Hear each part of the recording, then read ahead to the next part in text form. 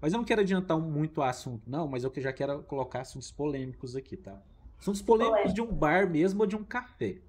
Pessoal, eu tava conversando com um amigo meu ontem e ele falou assim que a empresa dele tá voltando a ser presencial. E eu queria a opinião de vocês. O que que vocês acham? O home office, vocês acham que são a favor, contra? O que que vocês acham que é bom? Pondera essa situação aí pra mim. Só pra gente entender um pouco aqui e colocar esse assunto em pauta, né? Então, desde a pandemia, antes mesmo da pandemia, eu já trabalhava home office, porque como eu trabalhava com jogos, eu trabalhava com países como Cono Sur e Cono Norte, né, que são Argentina, Chile, Peru, esses países. E não tinha como eu estar presencialmente lá em todos os campeonatos, né? E querendo ou não, esse trabalho que a gente faz de backstage, ele é muito dentro de casa mesmo. É o backstage dos campeonatos, geralmente são todos home office mesmo, e já é uma cultura que a empresa que eu trabalhava, uma empresa europeia, adotava. Então, para mim, eu já sempre fui acostumada com esse formato. Agora, que eu estou voltando aí na minha transição de carreira, eu sinto que eu aprendo mais estando no lugar. Então, eu acho que o modelo híbrido, ele é a melhor forma da gente poder ter essas duas vertentes e elas se conciliarem. Eu acho que essa é a minha opinião. Eu acho que também o home office, muita gente horroriza ele, fala que não, que a pessoa não rende, que a pessoa fica fazendo outras coisas, mas isso vai da índole da pessoa e da responsabilidade que ela tem que ter ali naquele trabalho, sabe? Eu entendo perfeitamente e assim, vai totalmente da responsabilidade da pessoa. Eu tive amigos na época da pandemia que estavam trabalhando em 6 empresas. 6. E para cada uma ele falava que era única. É tipo, chegou o É tipo, o momento, cara tem 6 mulheres, pô. sim. Aí chegou o momento que não sabia mais o que fazer e começou a ser demitido. Só que ele ficou sustentando o emprego dele durante 5 meses. E Uhum. na época, por exemplo, as empresas de tecnologia, naquela época de unicórnio para cá, unicórnio para lá, vamos ser unicórnio, temos que contratar.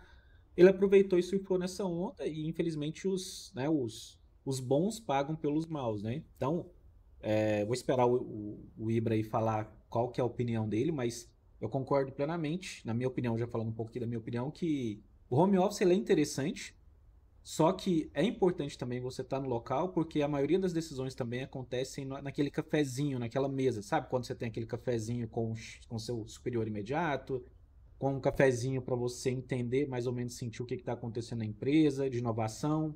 Você não ser pego de surpresa, né? Então, existem responsabilidades e existem direitos no home office, Com certeza. né? Mas a pessoa tem que entender. E você, ô Ibra, você trabalha de home office? Cara, praticamente eu poderia escolher um modelo mais híbrido, né? Mas assim, eu também sou bem do lado do que a Helene falou ali, de que o presencial tem né, um outro tato ali. Não tem como. Eu não me adaptei na época da pandemia. Eu achava que ia ser uma coisa assim, facilita tudo, né, e tal. Mas não foi a experiência, não foi esperado na expectativa e realidade. Então, se possível, eu acho que o presencial com certeza é melhor e o remoto, completamente remoto, a confiança tem que ser muito mais alta mesmo, justamente contra até de problemas, igual você falou aí, né? E na época da pandemia também, eu acabei de recordar aqui agora, eu fiz um podcast com o Marcelo Dutra. Eu não sei se ele ainda é, mas ele era diretor da Callink.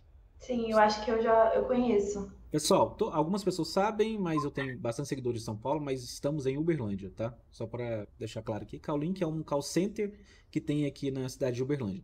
E nesse podcast, o Ellen Ibra, o que que ele falou? Nós estávamos falando exatamente do home office, foi exatamente como começou a pandemia, tá? O que que ele falou? Vou até deixar aqui o link aqui para vocês ouvirem o podcast, tá, pessoal, que tá vendo esse vídeo aqui, depois de assistir esse, claro. Ele falou que o home office ele trouxe para as empresas grandes responsabilidades, que era como queria trazer as estruturas, né, para que a pessoa trabalhasse de casa. E como que ele ia manter isso, né, de uma forma mais estrutural. Não sei se resolveram isso 100%, mas qual que eram os desafios dele na época?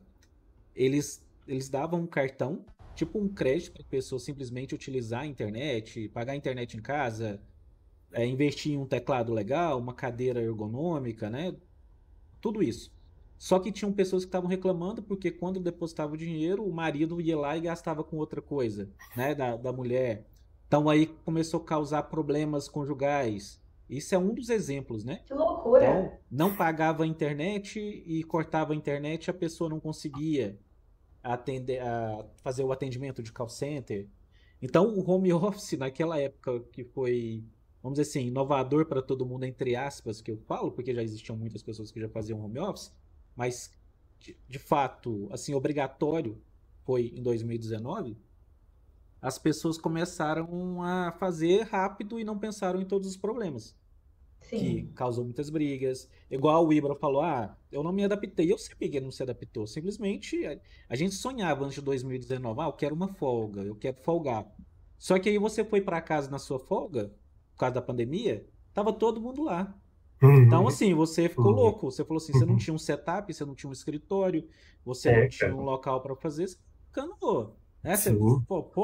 aí causou muito divórcio, muitas brigas. Então, Então, eu até conheci, a gente teve uma palestra com o Hugo, se eu não me engano, lá da Gamifique, e ele falou também sobre esse modelo, né, de home office e tudo mais, porque ele trabalha dando consultoria para empresas o que ele oferece é uma gamificação. Você já ouviu falar disso? sim, eu já. Então, eu achei super bacana, eu nunca tinha ouvido falar. Tem a ver com jogos também, então, né, Sim. ganhou meu coração.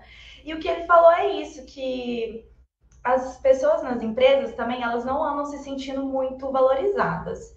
Então, eles têm essas medidas, as empresas, né, a partir de agora, estão tomando medidas para fazer a produtividade da galera começar a rodar, começar a subir. E dessa forma ele vai incrementando esses benefícios, como o cartão, né, o vale internet, o vale alimentação, uma premiação para quem bater a meta, são várias, né, várias formas que ele vende lá.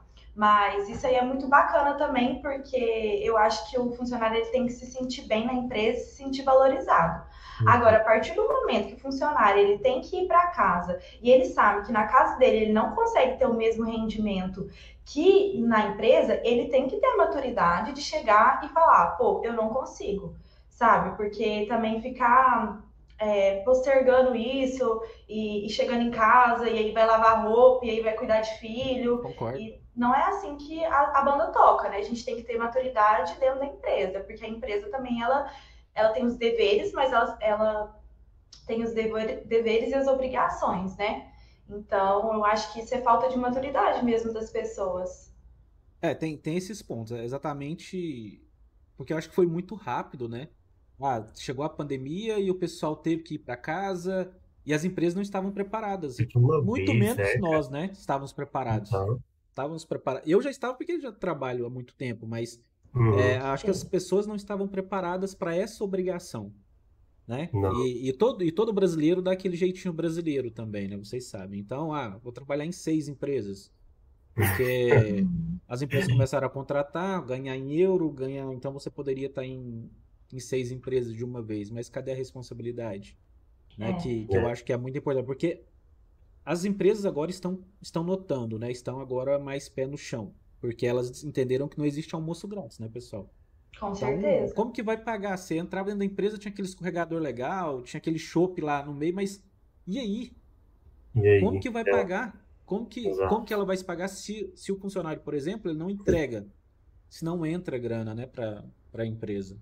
Então, acho Sim. que isso é um Um ponto assim, desafio, né? é um desafio ó, eu tenho resposta? Claro que não. Sou a última pessoa a ter resposta. Talvez depois eu vou até marcar um outro momento com alguém de RH para a gente bater um papo para ver se já desvendaram esse assunto, né? Porque eu ainda não aprofundei mais nesse caso, mas é que eu vejo que muitas pessoas que me procuram falam que, que estão muito pressionadas, tá? Então elas estão muito pressionadas porque está cheio de tecnologias novas que começam a monitorar o usuário.